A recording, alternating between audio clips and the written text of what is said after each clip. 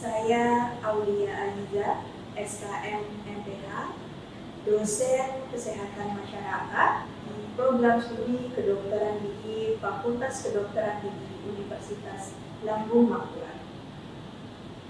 Pembuatan video ini untuk memenuhi salah satu persyaratan sertifikasi dosen tahun 2024, yaitu pernyataan diri dosen dalam unjuk kerja Tridharma Perguruan Tinggi atau PDD UKTPT di aspek pengajaran. Saya adalah koordinator blok 18 Kesehatan Gigi Masyarakat, sekaligus salah satu dari tim teaching dosen pengajar blok 18 Kesehatan Gigi Masyarakat. Blok 18 Kesehatan Gigi Masyarakat terdapat pada semester 7, berlangsung selama 6 minggu, yang terdiri dari 5 minggu aktif dan 1 minggu ujian. Beban SKS blok 18 adalah sebanyak 5 SKS dan akan dipelajari dengan menggunakan metode kuliah, diskusi, tutorial, problem based learning dengan menggunakan pendekatan 7 jam dan kegiatan mandiri. Perkuliahan blok 18 disampaikan dengan delivery, interaction, and assessment, DIA. Mahasiswa diharapkan mampu menerapkan pemikiran logis, kritis, sistematis, dan inovatif dalam konteks pengembangan atau implementasi ilmu pengetahuan dan teknologi yang memperhatikan dan menerapkan nilai humaniora yang sesuai dengan keahliannya. Blok 18 Kesehatan Gigi Masyarakat terdiri dari 12 PPMK, yaitu mahasiswa diharapkan mampu menjelaskan tentang kesehatan masyarakat, perilaku kesehatan, promosi kesehatan, ilmu kependudukan, komunikasi kesehatan, manajemen kesehatan, kebijakan kesehatan, sistem informasi kesehatan, kedokteran gigi pencegahan, kesehatan keselamatan kerja, kedokteran gigi forensik, dan biomedik. Media pembelajaran pada perkuliahan ini adalah SIMARI 6 serta e-learning 6. Penilaian blok 18 terdiri atas sumatif dan formatif. Komponen sumatif memiliki persentase dalam nilai akhir yang terdiri atas ujian tulis 75%, tutorial 20%, serta mandiri dan etika 6%. Komponen formatif tidak memiliki persentase dalam nilai akhir, namun menjadi prasyarat mengikuti ujian tulis terdiri atas kehadiran kuliah minimal 80% dan kehadiran tutorial 100%. Sekian perkenalan dan deskripsi mata kuliah blok 18 Kesehatan Gigi Masyarakat ini. Mari kita lanjutkan dengan video salah satu perkuliahan dengan topik penata kesehatan masyarakat. Wassalamualaikum warahmatullahi wabarakatuh.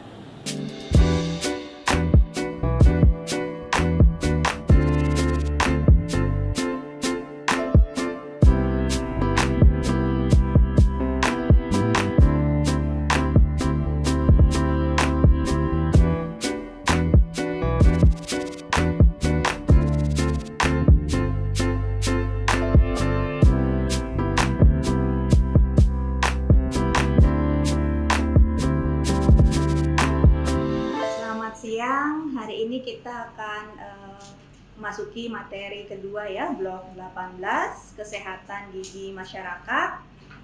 Bagaimana hari ini, sehat? Alhamdulillah sehat. Alhamdulillah sehat ya. Jadi saya rasa karena semua sehat, hari ini harus semangat ya mengikuti perkuliahan kali ini.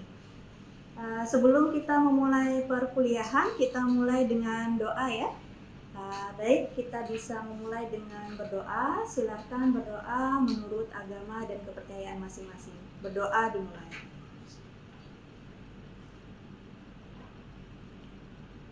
Berdoa selesai.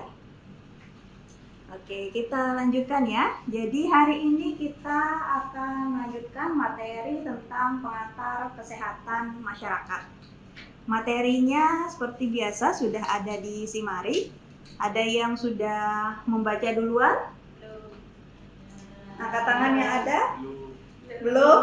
Oke, banyak yang belum ini ya. Aduh, gimana ini? Jadi nanti untuk selanjutnya ya, saya harap dibaca duluan materi di SIMARI ya. Jadi kita diskusinya jadi bisa lebih enak nanti ya. Oke, kita lanjutkan. Jadi yang pertama adalah pengantar kesehatan masyarakat. Nah, materi kemarin yang sudah disampaikan, materi pertama ada berbicara tentang sehat dan sakit. Oke, ada yang mau menjawab materi tentang sehat? Bisa menjawab, Ibu. Silahkan, Definisi sehat itu sendiri merupakan kondisi yang baik secara fisik, mental, sosial, dan juga spiritual. Baik, bagus sekali. Masih ingat Cici ya. Selanjutnya, untuk sakit. Ayo, ada yang masih ingat? Izin menjawab, Ibu. Menurut saya sakit itu dapat didefinisikan sebagai suatu keadaan yang disebabkan oleh bermacam-macam hal.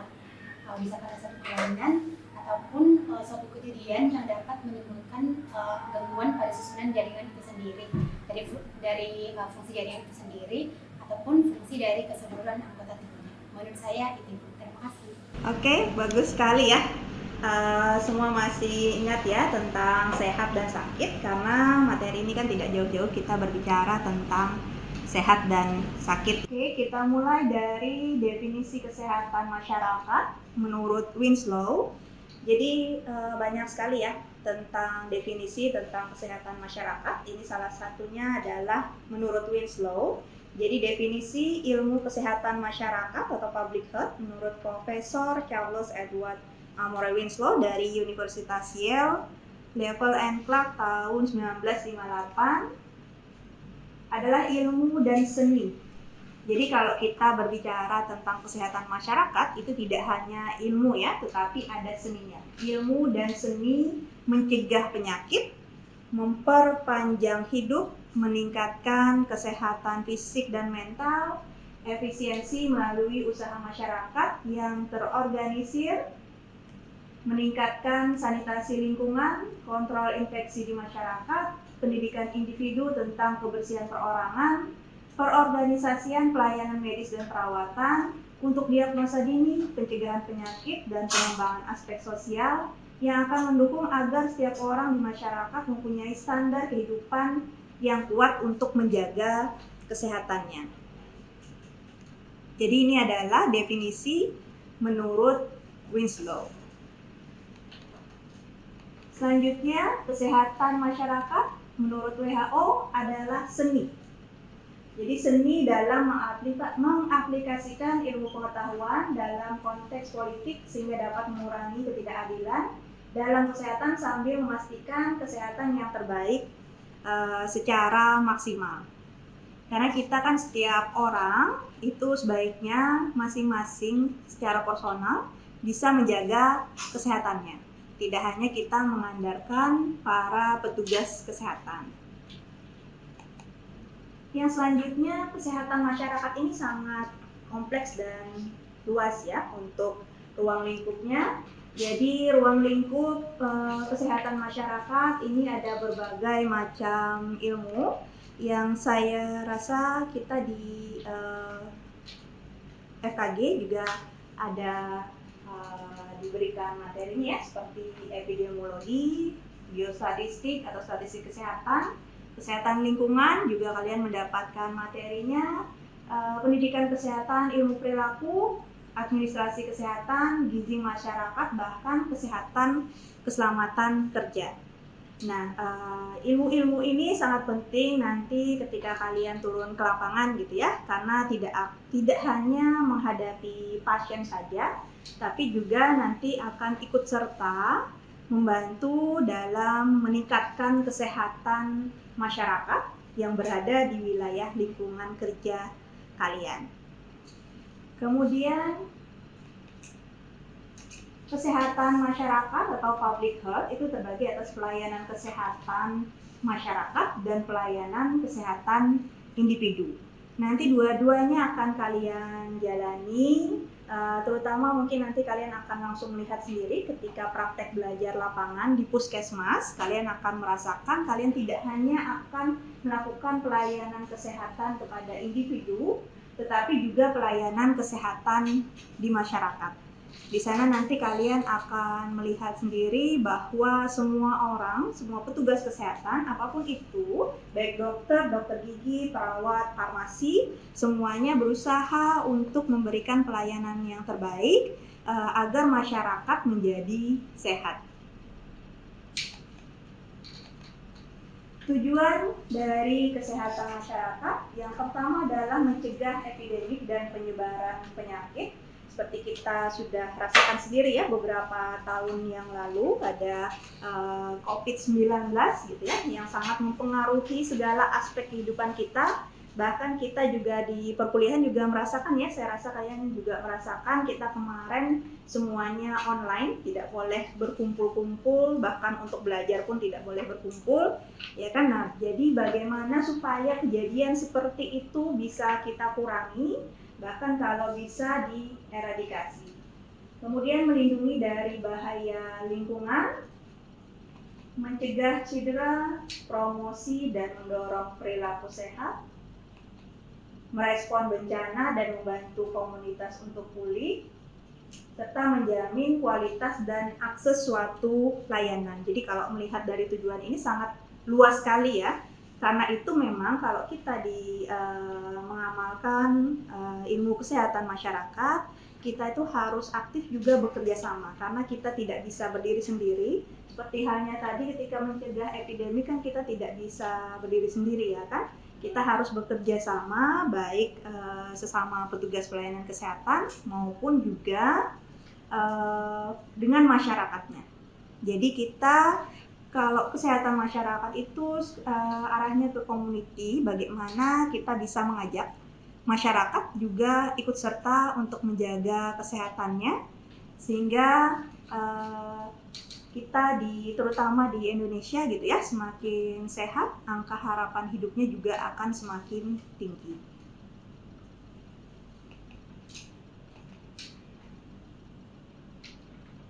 Oke, kesehatan masyarakat ini sangat penting.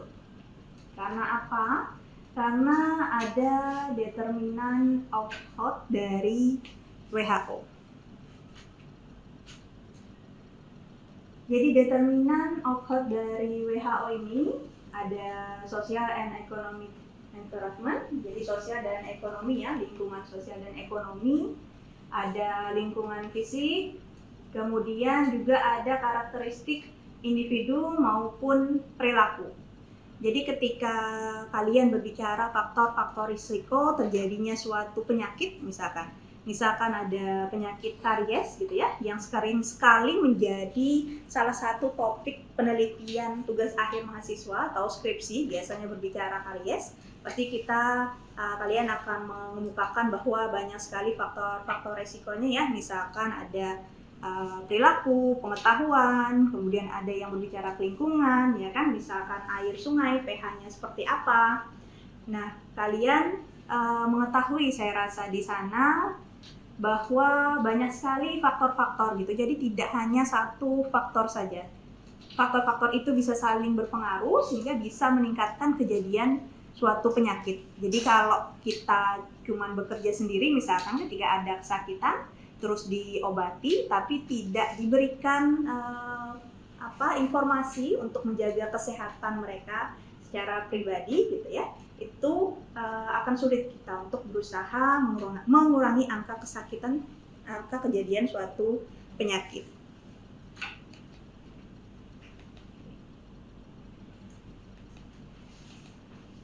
Kemudian ini adalah penerapan dalam ruang lingkup kesehatan masyarakat. Jadi ada pemberantasan penyakit menular dan tidak menular. Kalaunya dulu ya memang banyak sekali penyakit yang menular, tapi kalau sekarang sudah berubah ya dengan penyakit yang tidak menular, terutama tentang gaya hidup banyak sekali sudah. Kalau nanti kalian praktek belajar lapangan di puskesmas itu akan melihat 10 penyakit terbesar itu apa.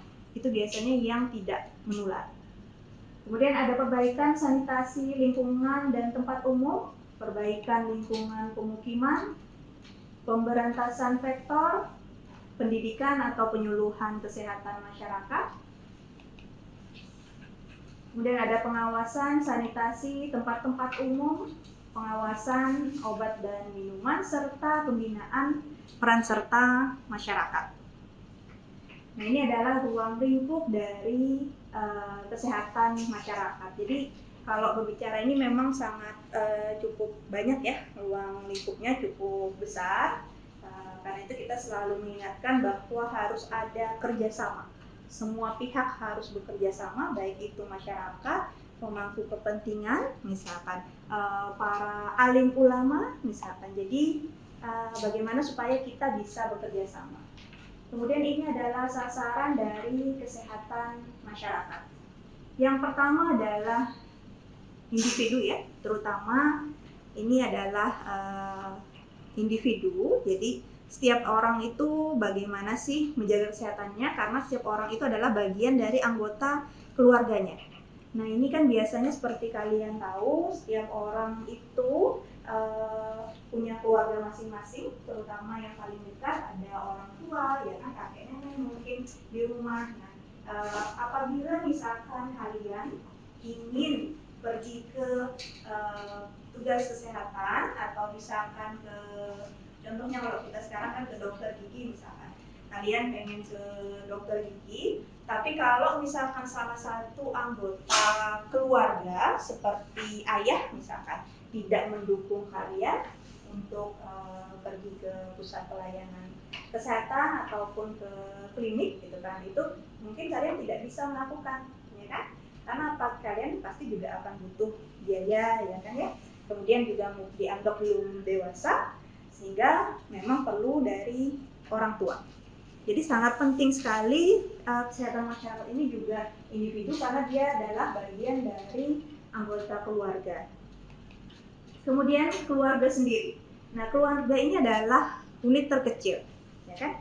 Unit terkecil. Jadi pemikiran dari suatu keluarga, persepsi terhadap suatu penyakit atau pelayanan kesehatan itu akan sangat mempengaruhi nanti bagaimana cara menyelesaikan suatu masalah, terutama dalam hal ini adalah masalah kesehatan. Apakah dibiarkan saja pergi ke warung, misalkan membeli obat, atau kalau kita kadang ada kalau kita bilang bahasa Banjarnya batu tambak, gitu kan ya, pergi ke orang pintar, gitu.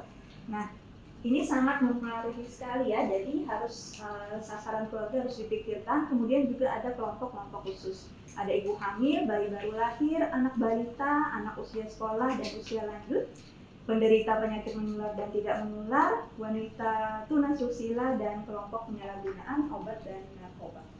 Kemudian untuk pelayanan kesehatan kita memang ada kuratif dan preventif ya, yang sekarang ada di masyarakat. Memang kalau puskesmas itu, misalkan pusat pelayanan kesehatan yang pertama kita adalah puskesmas, itu sebaiknya memang lebih ke preventif, tapi memang realnya di lapangannya kita belum bisa untuk sepenuhnya berada di preventif, jadi masih kuratif dan preventif. Kalau kuratif sasarannya adalah individu, dia reaktif. Kalau preventif itu sasaran masyarakat, dia proaktif. Kemudian pendekatannya juga kalau kuratif itu dia parsial, tapi kalau preventif itu dia harus holistik.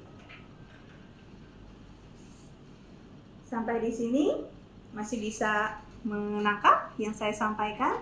Belum ngantuk kan ya? Saya harap nggak ngantuk ya kita hari ini. Saya lanjutkan ya. Selanjutnya adalah core function of public health. Jadi ini sangat penting kita berbicara tentang fungsi inti dari kesehatan masyarakat. Jadi ada 3. Yang pertama adalah penilaian, kemudian policy development atau pengembangan kebijakan, dan asuran atau jaminan. Nah, 3 ini adalah fungsi inti dari kesehatan masyarakat. Kemudian 3 fungsi ini terbagi lagi menjadi 10 essential public health service atau 10 layanan kesehatan masyarakat esensial. Nah, ini akan kita rincikan satu-satu ya. Yang pertama adalah untuk assessment ini. Assessment ini yang dilakukan adalah pengumpulan data, statistik, epidemiologi, analitik, dan penyebaran temuan.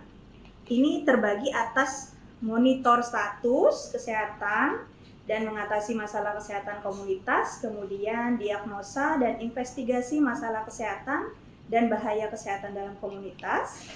Kemudian yang kedua tadi adalah policy development atau pengembangan kebijakan. Yang dilakukan di sini adalah penggunaan data secara saintifik dan penggunaan proses secara politik, karena kita tidak jauh-jauh ya berkaitan. Kalau kesehatan masyarakat tadi kan harus semua bekerja sama, jadi biasanya ya harus berbicara juga tentang politik. Bagaimana kita mendapat dukungan politik terhadap kebijakan kesehatan, seperti yang kita lihat kembali ya waktu zamannya COVID kemarin, ya kan sangat butuh sekali yang namanya kebijakan dari paling atas, seperti dari presiden, dan ya seperti misalkan kita harus pakai masker gitu ya, terus jaga jarak berapa jauhnya jaga jarak, kemudian juga ada proses karantina gitu kan, yang butuh kebijakan memang dari atas. Kemudian ini terdiri atas yang namanya menginformasikan, mendidik dan memberdayakan masyarakat terkait isu kesehatan. Kemudian yang ada menggerakkan kerjasama komunitas untuk mengidentifikasi dan menyelesaikan masalah kesehatan. Kemudian mengembangkan kebijakan dan rencana untuk mendukung upaya kesehatan individu serta komunitas. Yang ketiga, yang terakhir ini adalah assurance of availability of need service atau jaminan. Nah, di sini ada yang namanya aksi atau apakah dia public ataupun private, peraturan dan hukum, serta memastikan mendapatkan kualitas dan akses layanan. Di sini kegiatannya yaitu menegakkan hukum dan regulasi, melindungi kesehatan dan memastikan keselamatan. Karena memang kita harus berdasarkan regulasi ya, biasanya seperti yang sudah saya berikan, saya rasa di blog sebelumnya ya, ada peraturan-peraturan baik perundang-undangan maupun peraturan Menteri Kesehatan yang mendukung segala kebijakan yang berkaitan dengan kesehatan. Kemudian ada menghubungkan masyarakat dengan jasa kesehatan yang dibutuhkan dan menjamin ketersediaan perawatan kesehatan. Yang kedelapan adalah menjamin tenaga kesehatan yang kompeten.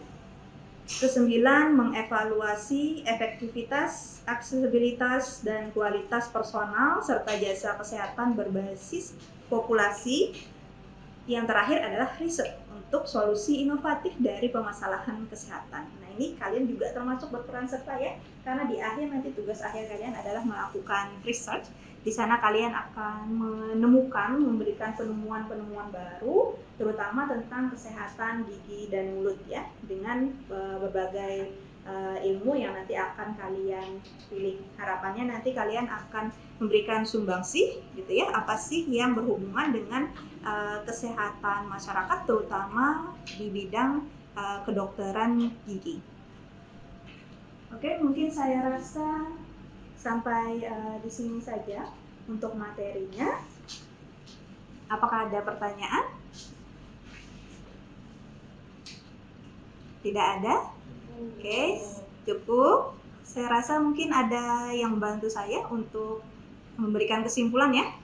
Mungkin saya tunjuk saja ya. Silakan, Abidi. Ibu, terima kasih atas kesempatannya menjawab untuk kesimpulan dari perbincangan kita pada hari ini. Itu yang pertama, definisi ilmu kesehatan masyarakat. Yang saya catat adalah ilmu dan seni untuk mencegah penyakit, meningkatkan kesehatan fisik dan mental, serta efisiensi melalui usaha masyarakat, meningkatkan sanitasi lingkungan, kontrol infeksi di masyarakat yang mendukung agar setiap masyarakat mempunyai standar kehidupan kuat untuk menjaga kesehatannya. Kemudian ada disiplin atau dan karakteristik dari kesehatan masyarakat. Yang pertama adalah epidemiologi, biostatistik, kesehatan lingkungan, pendidikan kesehatan, administrasi kesehatan masyarakat, dan gizi masyarakat, juga yang terakhir kesehatan keselamatan kerja. Selanjutnya adalah core function of public health atau fungsi inti kesehatan masyarakat. Ada tiga. Yang pertama ada assessment atau penilaian, ada pengembangan kebijakan, dan juga assurance atau jaminan. Mungkin itu yang dapat saya simpulkan, Ibu. Terima kasih. Iya, bagus sekali. Kesimpulannya sudah diberikan juga sama teman kalian ya. Saya harap ilmu yang diberikan hari ini bisa berguna untuk kalian. Semoga terus sukses ya semakin ke depannya. Jangan lupa tetap belajar, dibuka simarinya sebelum kita memulai pembelajaran ya. Oke, terima kasih. Saya tutup. Assalamualaikum warahmatullahi wabarakatuh. Waalaikumsalam warahmatullahi wabarakatuh. Sampai jumpa lagi di pertemuan selanjutnya ya.